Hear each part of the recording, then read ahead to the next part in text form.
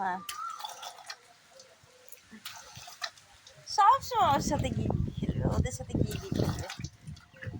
আর অন্য জায়গার কুকুর বিড়াল কি মারপিট করে, আর আমাদের কুকুর বিড়াল দেখো এরা বন্ধু বন্ধু সবসময় বন্ধুত্ব হয়ে থাকে, তাই না? খুশি, মুনি, এমনি, এই পোগো, এই পোগো, কি ধরে নিয়ে যাচ্ছিস পোগো?